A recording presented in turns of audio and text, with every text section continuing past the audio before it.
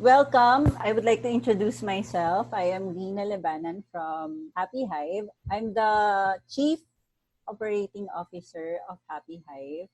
We're offering business registration, tax compliance, mga ganun, bookkeeping, and payroll. So these are the things we do, and these are the things we would like for people to also learn.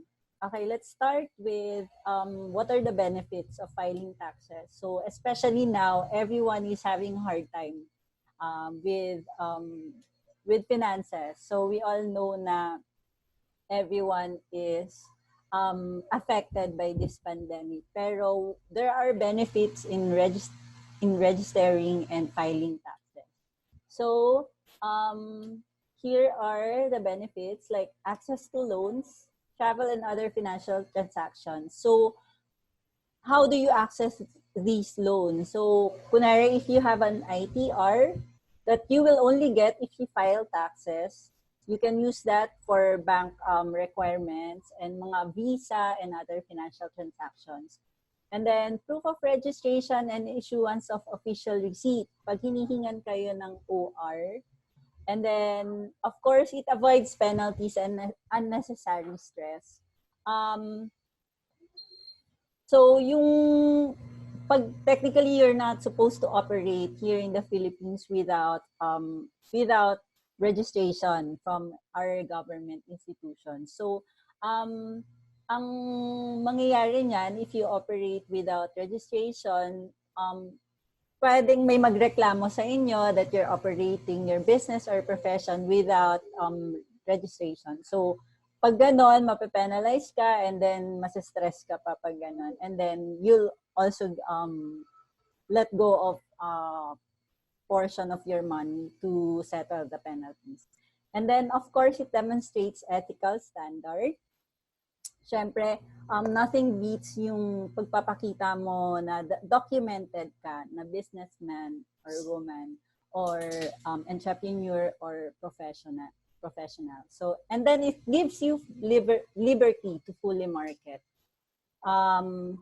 Usually, pag may OR ka, mas maraming clients ang makukuha mo dahil nga you have more potential to scale. Yung mga corporations and other businesses, they usually look for other professionals and businesses who are also documented para mas malinis yung mga transactions and documents.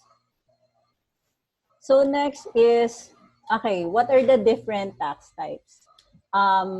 Unahin natin yung income tax. So income tax is the, okay, may notes ako dito.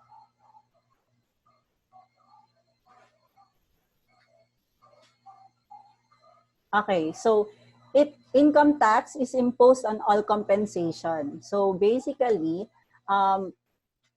lahat ng natanggap ninyo from your profession or trade in business and property. So that's your income tax. Next is percentage tax. So percentage tax is business tax siya. It's basically a tax for conducting business. So that's from your gross revenue, okay? And percentage tax is only covered for individuals and businesses na hindi nag-exceed ng 3 million a year. Okay, we'll skip muna yung expanded withholding tax. We'll skip to value-added tax. So, pag hindi percentage tax, usually value-added tax. If you're exceeding 3 million a year, that's VAT na, vatable ka na. And VAT is a pass-on tax siya. So, it's a form of sales tax that you can pass to your client. And that's 12%. Later, we will one by one discuss more about these taxes. So, withholding tax, ito yung usually medyo nagugulahan yung mga tao. Yung withholding tax, basically, it's like an advance of your income tax. BIR wants to make sure that your income tax is being paid even without you filing and paying for your taxes. So how does that happen? If you have a client and they And they withhold a certain portion of your income, di ba? Usually, yun yung nangyayari. Mag-withhold sila and then they will give you BIR Form 2307. So, yung withholding tax na yun, nire-remit ng client under your TIN. So, ang nangyayari, even if you don't file for your income tax, may na-remit na under your TIN na withholding tax. So that will serve as an advance of your income tax, which you can deduct from your tax due at the end of the year. So there are two types of withholding tax. One is expanded withholding tax and the other is compensation, withholding tax on compensation. So yung withholding tax on compensation is basically the withholding tax for employees. Okay, so kung employees ka, yun yung binabawas na tax sa inyo, it's called withholding tax, which will serve as your income tax at the end of the year. May mga tao na hindi na kakaltasan ng withholding tax, maybe because yun yung hindi umaabot sa taxable na income yung sweldo nila. And then the expanded withholding tax is for everything else na hindi covered ng withholding tax on compensation. Okay. Tapos, next is, okay, so isa-isahin natin. So, what is percentage tax? So, it's 3% business tax imposed on persons who sells goods, properties, or services. So, pag hindi ka pa lumalampas ng 3 million a year, percentage tax ka pa. But, usually, may mga businesses or professions na kahit hindi nag-exceed ng 3 million a year, hindi sila naka-percentage tax, naka-VAT sila. Kasi minsan yun yung pinipili nila. So you still have the option when you register to choose either percentage tax or VAT. Okay. And then you can opt for percentage tax if you are exempt from VAT. So, value-added tax naman is 12%. It's an indirect tax. What does indirect tax mean? It means you can pass it on to your clients. So, ibig sabihin, if you have may sales, net sales kayo, pwede nyo ipatong yung 12% and tell your client, this is my, yung, di ba, yung usually sinasabi, this is my net sales. Plus 12% because the client usually shoulders yung 12% na value-added tax. Okay. And then this is required to file by any person or entity na hindi na lumampas ng 3 million. So what happens if sa umpisa pa lang percentage tax ka and then later on lumampas ka ng 3 million. Yun usually yung nangyayari, right? So pag percentage tax ka sa umpisa and then at in the course of the year lumampas ng 3 million, ang mangyayari niyan automatically dapat magbabayad ka na ng VAT and magpapa-change ka ng registration to VATable registration. And then you pay the corresponding VAT for the previous transactions. So it's very important for you to figure out kung for this year ba or for the first few years before registration, lalampas ka ng 3 million. If you think na ganon, maybe mas okay sa umpisa pa lang na mag-VAT ka na. Pero if not, mag-percentage tax ka and then kung kailan na dumating na lumampas ng 3 million, then mas okay na na percentage tax muna. Okay, so ito yung nakalagay na a person required to register as VAT taxpayer but failed to register. So required ka to register as VAT taxpayer kapag lumampas ka na ng 3 million. So automatic 'yon. And ito hindi sasabihin to ni BIR sa inyo. Dapat tayo yung magkukusa na alamin at i-register yung yung registration natin. Kasi hindi nila to sasabihin. The only time they will tell these to us is kapag may penalty na, pag nakita na nila, and then you'll pay the corresponding penalty na for non-registration of VAT. Okay. So, pag imported yung goods na ano mo, mas, eto, kailangan din na vatable ka na. Okay. So yun, if you have any questions regarding percentage tax versus VAT, just leave it in the chat tab. We'll move on to income tax. So, let's discuss first yung mga income sources for individuals. For individuals lang muna to, ha. And so when we say individuals, it covers na yung sole proprietorships and professionals. First is yung compensation. This is from your salary, from your employment. So if you have an employment, yung month-to-month basis na work, it falls under the compensation. Usually, kapag may compensation ka, covered ng employee yung SSS, PhilHealth, and Pag-ibig, and sila yung magpa-file for you, which is called substituted filing. Next is from profession. So, any individual na nag-perform ng profession nila, regardless kung registered with PRC or Profession Regulation Commission, yan. So, if under PRC or not, under the eyes of BIR, you are a professional. So, yung mga artists natin na wala namang PRC ID, okay, they are called professionals. So, artists, athletes, mga bloggers, mga ganon. So, mga freelancers natin, those income are from your profession. So, the next is from business. Business, like if you're registered with DTI, so that's from your business. If you have a mayor's permit, yun. So, that's your business. Mixed income. Mixed income is 2 or more na income sources from these 3.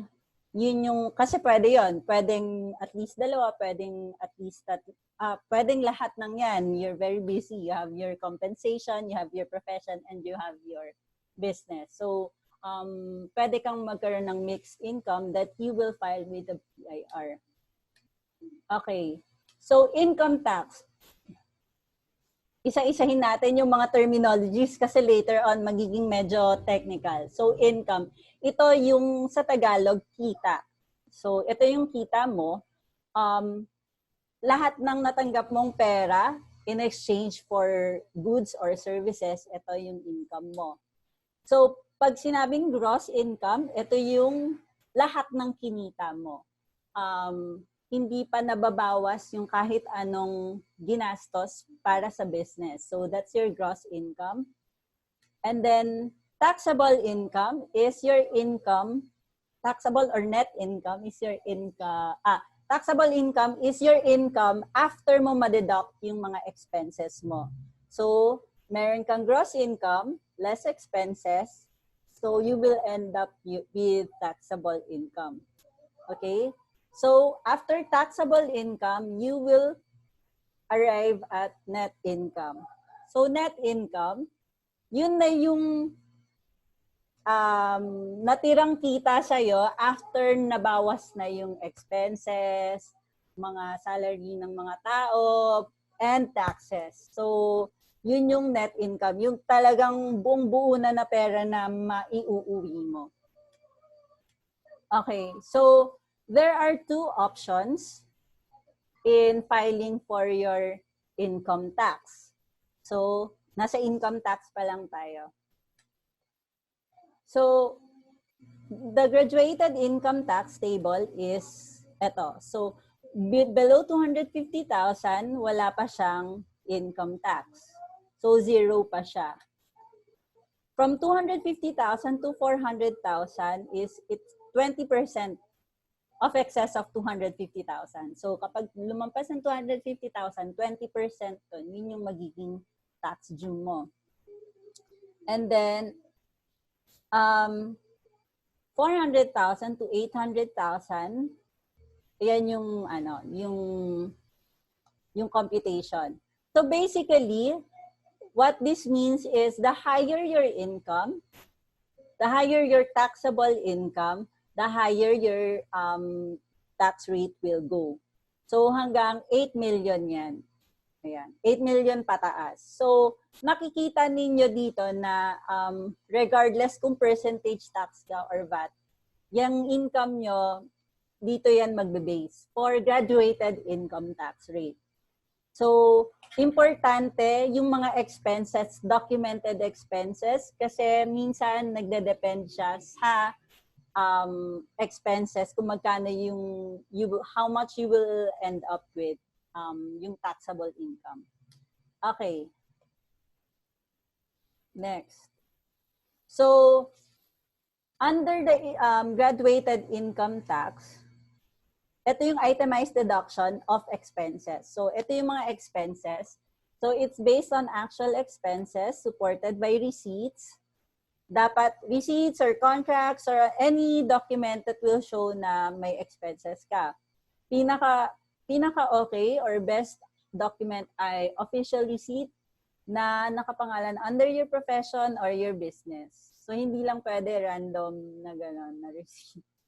Tapos, syempre, may pros and cons siya. So, pros, ang advantage niya is it has more room for flexibility. What does flexibility mean? I mean, yun nga, just like what I said kanina, the higher your expenses, the lower your taxable income will be. Yun yung parang nagiging flexible yung tax due mo at the end of the year, depending on your expenses.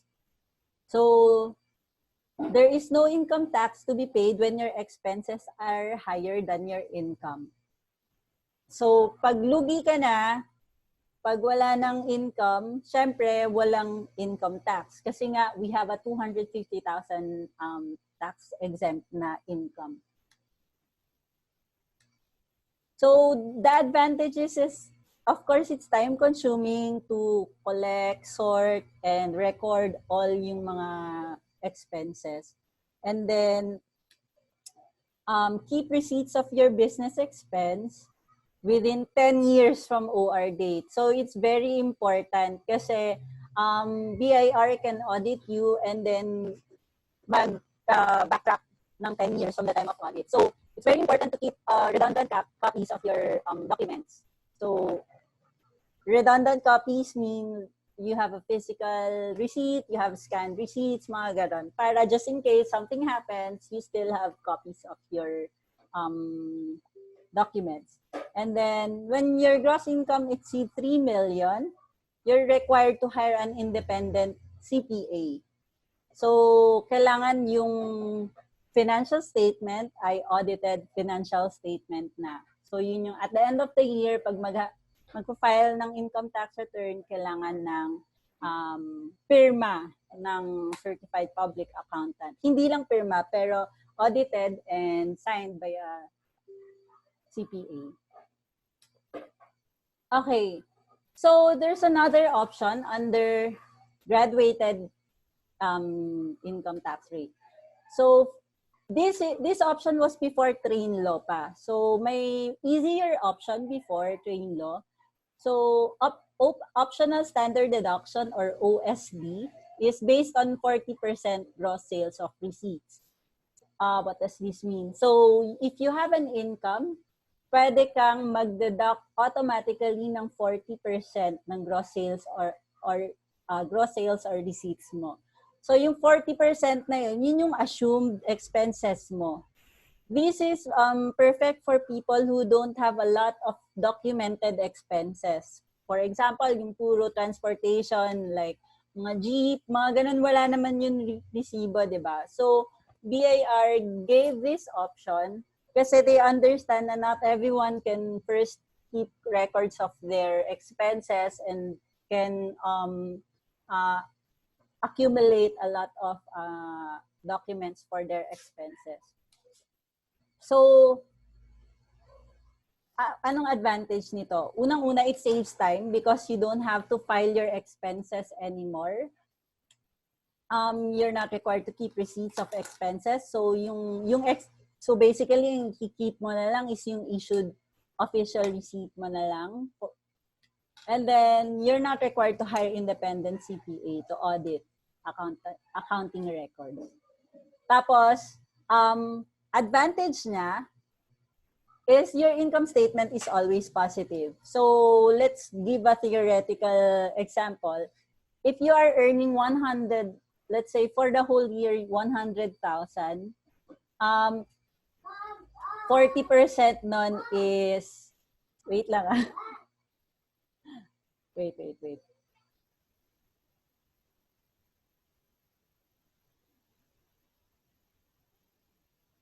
Sorry for that. Anyway, so you're not, kung 100,000 yung yung kita mo for the whole year, and then 40% nun is for 40,000, right? So you will end up 60,000, may kinita ka na 60,000. Even if in reality, lugi ka talaga. Some people, they would want na positive yung nasa ITR nila. Syempre, dahil, sorry, that was my son. Mas okay na may kita sa ITR kasi syempre, like for example, if you're gonna submit your ITR for loans or for visa, you would want na makikita nila na may kita ka, na may income ka. So, it's ideal for businesses with low operating expenses. Okay, syempre, if may advantages, may disadvantage din. So, yung advantage kanina na income statement is always positive, yung other side of the coin naman niya is it always shows that you are profitable even if you're really not. So, kumare ang dami mong ginastos and yet hindi mo dinocument, hindi mo submit yung expenses mo, you opted for optional standard deduction, profitable pa rin yung income tax return mo, and then you'll sometimes end up with income tax after ano. So, next is, yun nga, higher income tax for business owner. Pag kahit marami ka ng expenses. Okay, next. Deductible expenses. So, what are deductible expenses? Anong klaseng expenses? Usually, that's what we usually get na mga questions. What are the expenses that we can declare? Basically, the expense must be business related. So, ibig sabihin, iba-iba. So, the rule of thumb is, kung ano yung mga business-related expenses that you can declare, pwede yan. As long as you can look the auditor in the eye and say, yes, this is a expense of the business, totoong expense yan.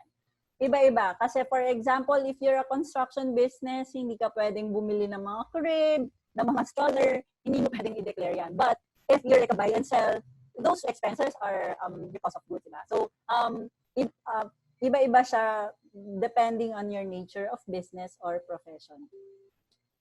So it must be presented with supporting documents like official receipt, sales invoice, contracts. If wala talaga, mga pay voucher, kasi nga usually there are expenses talaga na hindi naman documented, like mga Jeep. Pero like mga Grab, pwede na yung bill that you get from the email, mga ganon. And then, it must not be illegal, immoral, and not against policy order. Ayan, bahala na kayo mag-interpret niyan. Basta, hindi pwede yung mga bagay na yan. And then, the amount deducted must be reasonable. Even if the expenses are business-related, supported by documents, not illegal, immoral, and not against policy and order, pag naman hindi siya reasonable, like for example, 100% of your income went to a certain expense, then hindi siya pwede. Kailangan reasonable siya. The BIR and the accountants, they have a certain ceiling for each expense. Yun yung mga acceptable and reasonable amount to be deducted for a certain category. And then withholding taxes must have been paid. So withholding taxes sa mga suppliers ninyo, especially kapag medyo malaki na, kailangan nagwi-withhold na, especially for rent, mga ganon, big suppliers. And then later on, we will tackle withholding tax. Okay, so that was the first option. So that the first option, let's review, is yung graduated income tax table. Tapos may parang sub-option siya na OSD or optional standard deduction. So option 2, this was made after the train law, which is the 8% income tax rate. So what is this? This option is for individuals earning from self-employment or practice of profession. So ibig sabihin, if you're earning from compensation, you don't have this option kasi naka-default na graduated income tax table yung basis ng tax due mo. Taxpayers whose gross income did not exceed 3 million. So this is for mga percentage tax na individuals na taxpayers. And then ayan, taxpayers registered and subject only to percentage tax or exempt from VAT. And must have signified their intention to elect 8% income tax rate. So these ones are, kailangan siya every year siya sinisignify yung 8%. And then usually at the start of the year, at the first quarter, or kapag nag-register ka. Okay? So later, we'll see ito. These are not eligible to avail of the 8% tax rate option. So yearly compensation income earners, so just like what I said kanina, kapag sumobra ka na sa 3 million or VAT registered taxpayer ka na, hindi ka na rin pwede mag 8% tax rate. And then, kung tax exempt ka pero nag-exceed ka na ng 3 million, hindi ka na rin pwede mag-avail ng 8% tax rate. And then, taxpayers who are subject to other percentage taxes. Tapos, partners of a general GPP, General Professional Partnership. And then, individuals enjoying income tax exemption. So, paano? How to opt for 8% income tax. So for new business registrants, usually you apply it along with your certificate of registration. Pag nag-register ka with your RDO, sasabihin mo na sa kanila na mag-opt ka. For that, they will ask you to file a BIR Form 1901 or you'll show them your BIR Form 1701Q or yung quarterly income tax return. And then, during the filing of initial quarter return, this is 2551Q for percentage tax. Okay. For existing individual taxpayers, for yung mga gustong mag-avail, especially next year by first quarter, what you do is magpa-file ka ng BIR Form 1905 and then isa-submit mo siya sa sa RDO. Minsan iba-iba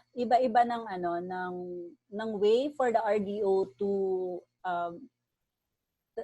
ask them na mag-avail ka ng 8%. Like some RDOs, they require a letter of intent. Some RDOs kahit 1905 lang, and then but you still have to show that you filed the 2551 or percentage tax na 0 and then you opted for the 8%. Meron dong tick box na 8% option. And then, ayun, provided that an option to avail the 8% income tax rate shall be selected during the filing. Okay. And then, ayan, so yung first quarterly percentage tax return and income tax return, dapat consistent siya na you chose the 8% income tax rate option. Remind ko lang na this is for existing individual taxpayers, dapat first quarter pa lang ginagawa siya and then consistent for the whole year. Hindi ka pwede mag-change ng 8% for the first quarter, then the next quarter graduated income tax rate ka. Hindi pwede. So, one option lang for the whole year. Next is, okay, reminders for deductions or 8% income tax rate. Only one scheme for the taxable year. If you want OSD ka for the first quarter, OSD ka na for the whole year. If you want 8%, 8% ka na for the whole year. If you want to change the method of filing on the following year, you need to wait for the first quarter of the next year. And then, hindi ka pwedeng mag-opt for other graduated income tax rate ka lang if you are non-resident alien, engaged in trade or business. Tapos, ayan, syempre, your expenses should be included in the BIR's list of deductible expenses. So, dapat legit lahat ng expenses nyo. Okay, let's move on to expanded withholding tax. So, expanded withholding tax is prescribed on certain income payments. Tapos, and is creditable against the income tax due. What does creditable mean? Meaning, yung minidhold sa inyo, magagamit nyo yon para mabawasan yung income tax na dapat bayaran ninyo every quarter or at the end of the year. And then, okay, creditable, certificate of creditable tax withheld at source or BIR Form 2307, this is what you get if someone withheld from you, or this is what you give if nag-withhold kayo ng certain payments from your supplier. So, nandun yung computation kung magkano yung winidhold ng one party from the other. And then, it's considered as income tax prepayments. Ayan, prepayment siya. So, para siyang advance sa income tax nyo. And then, you can deduct it from the income tax due of the taxpayer during quarterly or annual income tax return. So, meron dito, this link goes to the BIR website with a withholding tax, expanded withholding tax rate. So, may isang malaking table dyan where you, in BIR, where you can find yung withholding tax rate. And then, okay. So, this one, what is this? So, this is income pays foreign declaration of gross receipts or sales. So, what does this do? Kapag nag-opt ka for graduated income tax rate or 8% option, basta if someone withheld from your income, you can submit this declaration para instead of, usually for professionals 10%, instead of 10%, 5% na lang yung ibabawas sa inyo. Kasi it doesn't make sense naman na if you opted for 8%, every time you generate income, 10% yung ibabawas sa inyo. So at the end of the year, sobra na yung na-withhold sa inyo, may dapat pa ibalik si BIR. So 5% na lang yung i-withhold if you submit these along with your BIR certificate of registration sa client niyo. And then dapat na-notarize na rin to. Okay. Next is, okay, after that, ito na yung mga deadlines. So, what and when to file? So, annual income tax, ito yung BIR form. So, yung mga pag sinabing 1701, medyo magiging technical, pero usually nandun naman sa taas ng BIR form yung yung kung para saan yung tax return na fina-file mo. So, annual income tax, yung ultimate deadline for the accountants and bookkeepers everywhere is April 15. So, anong fina-file dito? Yung annual income tax from January, if you're following the calendar year, from January to December, April 15 yung deadline. So basically, medyo marami pa yung time na allotted para mag-prepare. Kaya mas okay to file it earlier on para hindi na mahirapan mag-cram. Quarterly income tax is 1701Q. Pag pumunta ka sa BIR website, usually what they say is 45 days after the close of each quarter. So one quarter for the calendar year is January, February, March. So that's the first quarter. So for January, February, and March, May 15 yung deadline. So April, May, June, August 15 naman. July, August, September, that's November 15. So October, November, and December, kasama na siya sa annual na income tax. So that's April 15. Wala nang fourth quarter. Yung fourth quarter, kasali na siya sa parang pag-summarize ng buong year, which is on April 15. That's why 3 quarters lang yung covered ng quarterly income tax. Okay, percentage tax. So percentage tax, you use BIR form 2551Q, which ang deadline is 25 days after the close of each quarter. They use the term na after the close of each quarter kasi hindi lahat nagpa-follow ng calendar year. Nakalagay dito calendar year, right? So there are some who are following the fiscal year. Kung kailan yung gusto nilang mag-start yung fiscal year nila. So minsan hindi January nagsa-start. Pero usually for professionals or businesses na maliliit lang naman, mas okay na i-follow yung calendar year para sabay with everyone. So that's April 25, July 25, and October 25, and January 25. Next, monthly expanded withholding tax. That's 0619E. Every month siya. Okay. So Feb, March, May, and June. Kung napapansin ninyo, may skip siya every 2 months kasi quarterly expanded withholding tax is on these dates. So, ito yung form naman na gagamitin. Kailangan be mindful of the BIR forms na gagamitin ninyo and yung deadlines the deadlines that you will apply for the BIR form. Kasi for example, kapag quarterly filing na tapos monthly form yung ginamit mo, hindi siya counted. So, kailangan tama yung, for example, for March na filing, pag natapos na yung first quarter, dapat ito na yung form na gagamitin, 1601E. Next is monthly VAT. Parang EWT lang din siya. May monthly and then may quarterly deadline. Okay. And then, don't forget the registration fee. This is annual. It's every January 31st. Using the BIR form 0605. Okay.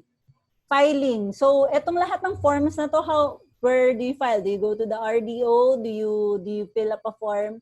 So, sa filing, there are 2 types of filing. Usually, hindi na tumatanggap yung BIR ng manual filing. Except in very rare situations like kapag kunwari, sa mga probinsya, ang alam ko, they allow manual filing pa dahil mahirap yung internet, mga ganon. So EBIR forms, this is the software they call that you can download from the BIR website. You just have to go to bir.gov.ph, and this is developed primarily to provide taxpayers with alternative method of preparing filing tax returns that is easier and more convenient than manual filing. Kasi this was developed to forgo na yung manual filing before. So next is electronic filing and payment system. Ito yung mas medyo advanced than EBIR forms. So this is the website. So sa EFPS, pwede ka nang mag-file and connected na yung pagbabayad ng tax returns. And this is only available for top 5,000 individual taxpayers, mga ganyan. So, usually, kapag big taxpayer ka na, i-require ka ni BIR to use EFPS. Otherwise, you have to apply and justify with them why you want to use EFPS. Kapag hindi ka naman one of these taxpayer. So, payment. After mo mag-file ng mga BIR forms na yon, how do you pay? Okay, they have online payment which they call e-pay. These online payments are mga pwede sa Land Bank, DBP, Globe GCash, Union Bank, Pesonet, and Paymaya. So, etong mga online payment, may mga times like for example, nagda-down sila, naka-konektado yung downtime ng online payment ng BIR sa downtime syempre ng bank. So, if yung app is not working, then you have to either pay earlier para hindi magahol. Kasi minsan talaga nasasaktuhan na down yung bank tapos deadline na. So, iyak ka na lang. And then there are authorized agent banks which you can also access from the BIR website. Pero sometimes this list is not from the website is not updated. So you have to double check with your bank, with the bank that you're going to. So minsan nagsa-stop sila ng pagiging authorized agent, minsan nadadagdagan. So you have to check with your RDO or with the bank. Okay. So important notes. You have to register with BIR within 30 days after registering with BIR SEC. Otherwise, kapag hindi nyo nagawa tong mga to, may penalty na maghihintay sa inyo. Next is register your manual books of accounts and official receipts or sales invoice within 30 days after getting your COR or BIR Form 2303. Or else, may penalty ulit na maghihintay sa inyo. Tapos, do not miss the deadlines because may penalty ulit na maghihintay sa inyo. That concludes my webinar. Thank you very much for coming. If you have any other questions, please like or follow or message Happy Hive for more updates. You can also visit our website, happyhiveinc.com, or join online bookkeepers and accountants. Maraming tutulong sa inyo doon na mga ibang bookkeepers and accountants for your questions. Very helpful group.